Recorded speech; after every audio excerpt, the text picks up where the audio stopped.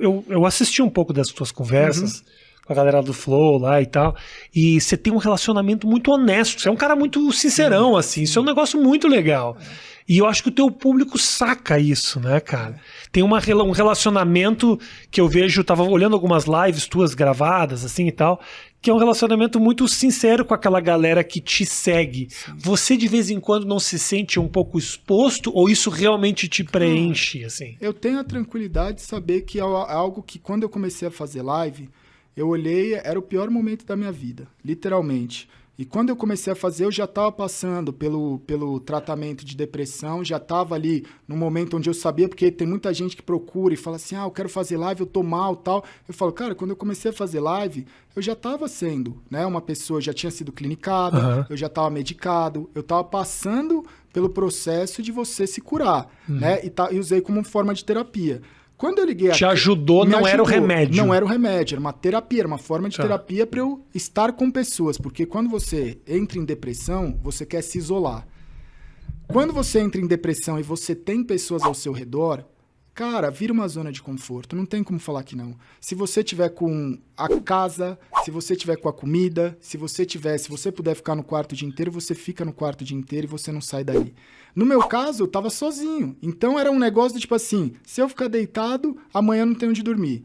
Eu já não tenho muito o que comer. Se eu não for atrás do que comer, eu não vou ter nada absolutamente. Então, quando eu olhei aquilo, eu falei, eu preciso fazer coisas. Eu tentei pensar de uma maneira racional. Eu falei, eu preciso fazer coisas que vai doer, mas se eu não fizer isso, acabou. Então, eu falei, eu preciso seguir a terapia, porque é isso que salva, não sou eu que salvo, não é você, é médico, é remédio, é terapia, é os profissionais de saúde que salvam. Eu preciso seguir tudo que eles me passarem, eu preciso fazer exercício, porque eu falei, cara, o exercício é uma forma de eu tirar a raiva dentro de mim, a depressão é raiva acumulada. Então, se eu correr 5 km por dia, eu vou tirar uma raiva de mim muito grande. Quando eu vi, eu estava correndo 10, 12 km todo dia. E alimentação, porque é uma coisa que uma coisa junta a outra. Eu falei, se eu fizer os 3, eu vou estar bem. Quando eu olhei e falei assim, o que mais que eu posso fazer? Porque eu estou isolado. Eu tenho meu computador, eu tenho internet, eu conheço dos jogos, sei que esse mercado de streaming é algo que pode, né, já estava crescendo, mas eu acho que ainda está no começo, porque a internet, jogos, você está sempre no começo. Parece que sempre está bombando, mas sempre tem gente que não sabe o que é. Então você tem sempre gente nova para chegar. E aí eu olhei e falei, quer saber, velho, eu vou fazer a stream, mas eu não vou fazer só a stream para criar conteúdo, eu vou fazer stream para criar relação. Porque é isso que eu tô precisando. Eu preciso me relacionar. Perfeito. E aí, quando eu comecei a fazer live, tinha 5 pessoas, 10 pessoas, eu comecei a trocar ideia com o cara de vida. Eu comecei a trocar ideia, que o cara entrava lá e falava, você vai jogar o quê? Eu falava, sei lá, velho, mas que bom que você tá aqui, porque agora eu tenho com quem conversar. Ótimo. Então, legal. O que eu vou jogar virava o plano de fundo para alguma coisa que eu tava trocando ideia de algum assunto, ou de alguma coisa boa. E aí começaram a surgir dúvidas de tipo, cara, você tá chapado? Você tá drogado? O que é? Eu falava, mano, eu tô tomando remédio. Mas você tá tomando remédio por quê? Pô, porque aconteceu isso, isso e isso. E aí, quando as pessoas começaram a olhar e falar assim, cara, mas por que você tá falando isso? Um streamer não fala isso. Aí eu falei assim, cara, a gente tá no meio da madrugada. Eu fazia live, começava às 8, madrugada inteira, até o horário que eu aguentava, até meio-dia, 11 horas. Eu não gostava muito dos todinho, que eu chamo a molecada. Dá meio-dia, eu falava, saída do colégio, não vou ficar aguentando os todinho no chat. Porque naquela época eu tava, né? Você também tá raivoso. Claro. E aí, no meio da madrugada, uns caras vinham com os papos e eu falava assim, mano, se eu não te contar a minha história, por que você vai me contar a sua? Sabe? Porque você tá fudido, eu tô fudido. Você quer vir aqui, quer me contar algo pesado. Eu também quero, tá ligado? Eu também tenho esse direito. Claro. E aí a gente começou a estabelecer uma relação onde eu falava assim, cara, quando você erra, né? Você muitas vezes erra por não é uma pessoa que a pessoa que erra ela não é uma pessoa do mal. Você tá aprendendo. Né? Você vai cometer erros na sua vida. E tem coisas que você vai passar que a culpa não é sua. Igual eu estava falando lá de separação, briga familiar, muitas vezes a culpa não é sua. Então você vai ter vergonha disso. Coisas que aconteceram comigo, o pessoal falava, você não tem vergonha? Eu falava, mas mano, a culpa não é minha. Por que eu vou ter vergonha de falar que aconteceu isso, ou que aconteceu aquilo, ou que eu passei por isso? Eu falava assim, cara, se eu não tirar isso de dentro de mim e dividir com as pessoas, eu vou ficar segurando esse peso. E esse peso vai se transformar de novo em depressão ou em alguma coisa que eu acho que foi muito mais racional pelo instinto de sobrevivência. Eu acho que isso aí foi instinto de sobrevivência. Eu lembro, hoje minha vida mudou completamente. Deixa eu te interromper rapidinho. Matheus, não precisa nem interromper a gravação. Eu tô sentindo que tem alguma interferenciazinha aqui, cara. Eu tô ouvindo também. Então, alguma interferenciazinha com a coisa que eu nunca tinha sentido. Tira o mic e bota de novo. Não precisa nem interromper a gravação aqui, porque até justifica o fato da gente ter falado com interferência. É um sonzinho, parece uma música de fundo, uma pessoa falando baixinho. Um radinho parece assim, sabe? Quase zero agora. Alô. Alô, 1, 2. Não, melhorou bastante. Melhorou bastante. Foi? Desculpa interromper. Imagina. Tivemos uma interferência de uma rádio. Por favor, pessoal do Horário do Brasil, não transmite mais enquanto eu tô gravando aqui, tá bom? Um abraço pra você. Interrompe. O cara tava abrindo o coração aqui pra mim. Me fala, deixa eu te perguntar, tu tava falando a respeito da depressão, aquele momento que você falou que era um momento familiar muito complicado. Sim. O que exatamente estava acontecendo dentro de casa para que você... A não ser a questão financeira que você me disse. Não, mas você tá falando do começo.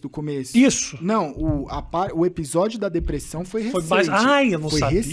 Foi recente, 2017. Ok. 2017. Que foi quando você começou a fazer o streaming. Foi quando eu comecei a fazer. Na verdade, eu já tinha começado a criar alguns conteúdos ali pra internet, mas já tava trabalhando nessa área de games que eu gostava, mas aí deu tudo errado. E foi isso que te deu uma afundada nesse momento? Cara, sim? Foi muita coisa, porque eu tava numa fase em que eu tava querendo descobrir o que eu queria fazer. Eu tinha cortado relação com a minha família, né? A minha família de sangue, eu tinha cortado, porque eu comecei em 2017, eu tava num relacionamento e eu comecei a procurar fazer terapia, psicanálise. Tá. E aí na psicanálise eu comecei a mexer em muitas gavetas e coisas do passado, da infância, principalmente dessa parte mesmo de infância e pré-adolescência e coisas que como foram vindo à tona, que foram muito pesadas. Eu assisti no Flow você falando, teve um episódio de abuso lá atrás. Então, assim, cara,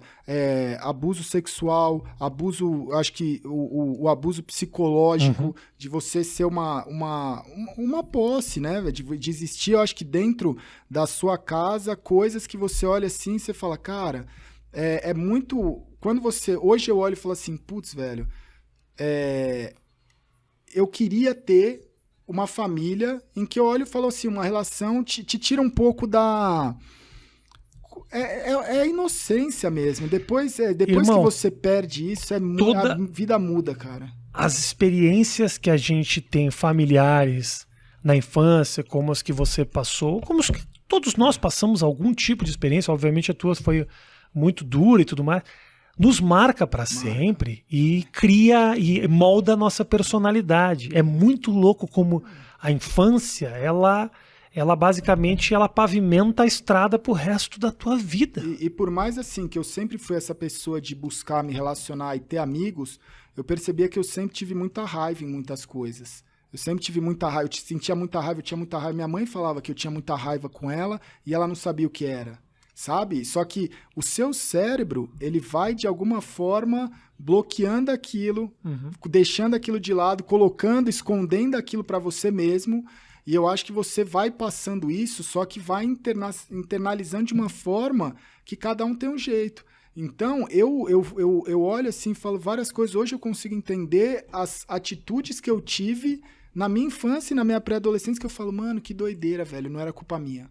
Isso eu acho que é um negócio, porque eu virava e falava assim, mano, eu não quero ir pra balada. Quando eu era, tipo, sabe, negócio de matinê, eu odiava matinê. Eu odiava ver o relacionamento assim, tipo, eu nunca tive na época da pré-adolescência e da adolescência, aquele desejo louco de, nossa, eu preciso ficar com uma garota, eu preciso sair pra paquerar. Eu olhava aquilo e, de alguma forma, aquilo não me fazia bem.